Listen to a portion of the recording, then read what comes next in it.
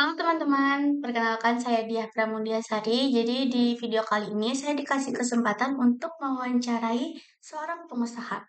Penasaran kan siapa dan apa aja yang bakal kita bahas? So, disimak terus ya videonya. Oke, halo Bu, apa kabarnya nih hari ini? Alhamdulillah baik-baik aja. Baru mendarat saya, Bu. Oh, lagi sibuk banget ya Bu. Ya, betul. Ya, sebelumnya terima kasih banyak ya Bu sudah mau meluangkan waktu untuk ngobrol bareng saya. Oh ya, perkenalkan saya Dia Pramudiasari, mahasiswa S1 Informatika dari Universitas Amikom Yogyakarta. Jadi saya sedang ada tugas wawancara nih Bu dan merasa Ibu adalah sosok yang pas untuk menjadi narasumber karena pengalaman Ibu yang luar biasa di dunia bisnis. Jadi, saya sudah siapkan beberapa pertanyaan. Jadi, kita santai aja ya, Bu, ngobrolnya.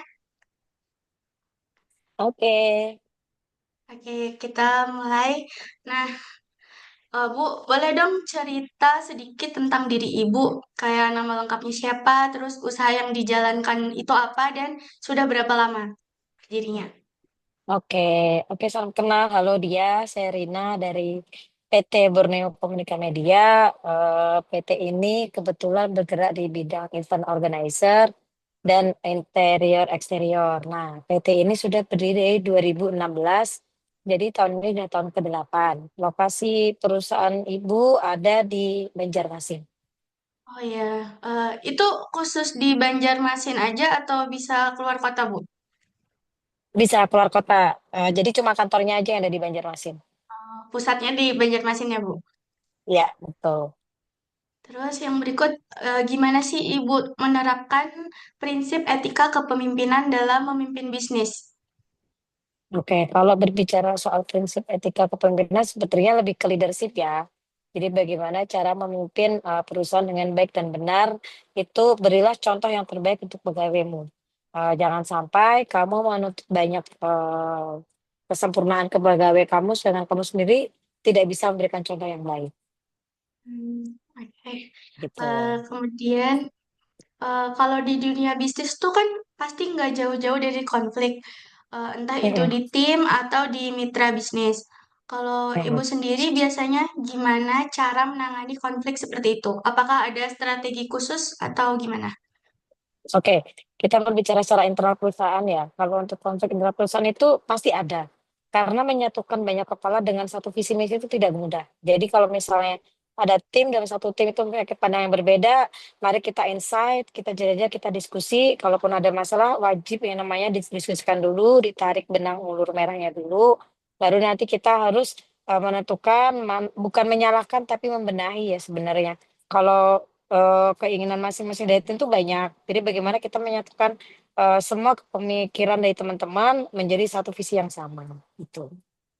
Kalau secara eksternal sebenarnya kalau konflik nggak ada sih. Lebih ke kalau eksternal itu lebih ke misalnya kita kasih pekerjaan apa kemudian di lapangan tidak sesuai kenyataan. Jadi ya kita pasti pemahaman faktor penyebab tidak sesuai dengan di lapangan itu apa aja.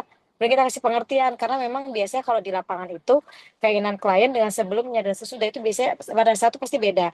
Nah itu bagaimana kita menjadi jasa yang bisa memberikan solusi dan inovasi ke klien. Jadi jangan sampai konflik eksternal itu justru akan berimplikasi atau berimpact ke perusahaan kita sendiri gitu. Jadi kalau misalnya ada masalah gitu ya harus diselesaikan dengan dua belah pihak. Ditarik dulu nih, ini misinya di mana, ditelusurin. Kalau misalnya memang tidak ada yang sesuai ya pasti dikasih pemahaman bahwa kalau namanya di lapangan itu pasti akan banyak perubahan gitu.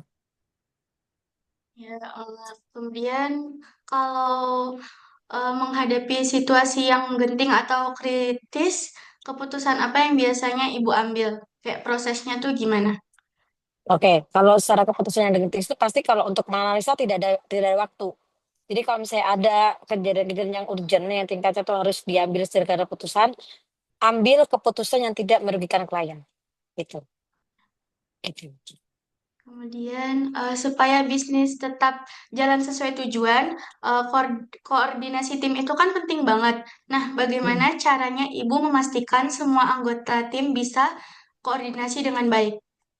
Ya, kalau koordinasi itu hal yang wajib dilakukan. Koordinasi, komunikasi itu wajib. Sehingga kalau misalnya di dalam tim itu harus namanya saling koordinasi dan saling terkait. Bagaimana caranya menjaga komunikasi bagus, kerjaan bagus, itu harus dibikin kayak daily activity. Jadi tiap pagi tim saya itu harus bikin nih daily activity-nya ngapain aja seharian. Kemudian nanti sore jam pulang kerja mereka harus bikin report. Hari ini sudah ngapain aja. Misalnya kalau ada yang belum dikerjain ya bisa dikerjain, dikasih timeline aja. Oh, Gitu. berarti ini nyambung nih sama pertanyaan berikutnya nih.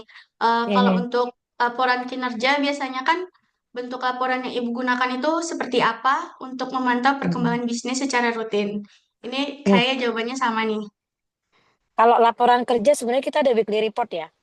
Jadi kita Ya. ada daily report, ada weekly report. Weekly report itu dalam rangkaian seminggu kemarin tuh sudah ngapain aja, seminggu kemudian mau ngapain aja gitu. Nah kemudian kalau misalnya kayak kerjaan teman-teman tuh, biasanya aku kayak menilai mereka tuh lebih ke 1 bulan sekali sih.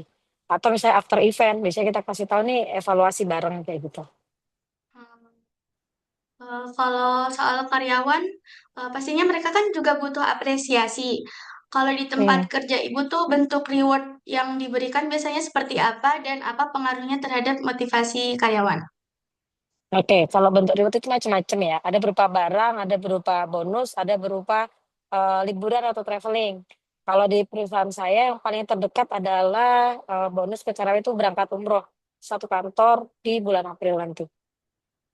Gitu. Wow, mantap sekali. Terus Mm-mm. ada yang berikut, kalau ada kesalahan atau pelanggaran di organisasi atau tim, Ibu biasanya gimana? Apakah ada punishment tertentu dan gimana dampaknya ke tim? Kalau pelanggaran dalam satu tim itu pasti ada sih, karena kalau kerjaan di lapangan itu ada sesuatu yang memang mereka tidak sempat koordinasi atau tidak sempat komunikasi dan harus diambil keputusan dalam waktu yang sama. Jadi itu hal yang lumrah, kalaupun ada miss ya nanti kita biasanya akan ada evaluasi tuh. Ini missnya kenapa?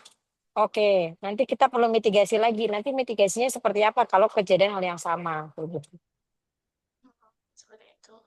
Terus kalau ngomongin visi dan misi, saya penasaran nih Bu, gimana cara Ibu menciptakan visi dan misi yang bisa bikin semua anggota tim tuh terinspirasi untuk kerja bareng mencapai tujuan bisnis tersebut? Oke, sebenarnya kalau visinya itu adalah beribadah bersama ya kalau kerja tuh. Prinsipnya tuh ibadah kerja bersama, ibadah bersama, kerja bareng, terus menciptakan dunia kerja yang lebih baik, kemudian menciptakan atmosfer di kantor lebih baik. Kalau misinya sih sebenarnya lebih ke mengharapkan teman-teman kantor itu menganggap kantor itu ya tempat mereka bermain. Jadi bukan fokus ke pekerja ya. Jadi kadang orang anggap orang kerja itu kayak stres, tapi kalau kantorku enggak. Anggap aja kerja itu adalah bermain tapi bertanggung jawab. Ibu pasti juga pernah mengalami kegagalan dalam bisnis kan? Pelajaran Hmm. terbesar apa yang Ibu dapatkan dari pengalaman itu? Dan bagaimana hal tersebut mempengaruhi gaya kepemimpinan Ibu? Kalau kegagalan itu pernah, kegagalan dalam dunia bisnis itu pernah ditipu orang pernah, kemudian ditipu pegawai pernah, dan itu menurut aku yang lumrah karena ya kita jadi belajar nggak bisa namanya kita tuh gampang percaya sama anak buah, tidak bisa kita gampang percaya sama janji-janji klien yang ini yang itu yang ini yang itu gitu. Jadi kita lebih ke mitigasi peluang-peluang apa yang akan terjadi kalau kita kerja dengan mereka, berbisnis dengan mereka gitu. Lebih ke banyak mitigasi dan evaluasi aja. Seperti itu. Ini yang terakhir, Bu. Saya sebagai mahasiswa yang masih belajar punya impian juga untuk memulai bisnis juga. Ada saran nggak dari Ibu khususnya tentang mengembangkan spiritual quotient dan membangun kepemimpinan yang baik? Oke. Kalau untuk menciptakan jadi pemimpin yang punya bisnis yang baik, sebenarnya kalau bisnis yang baik itu banyak, bisnis yang tidak baik itu banyak. Jadi bagaimana kita menjadi leadership itu adalah tidak egois dan harus bisa dikritik. Itu. Oh, seperti itu. Hmm. Oh, ya udah. Saya rasa gitu aja, Bu. Beberapa pertanyaan yang saya tanyakan. Terima kasih banyak ya, Bu, atas cerita dan pengalaman yang sudah Ibu bagikan hari ini. Eh, Oke.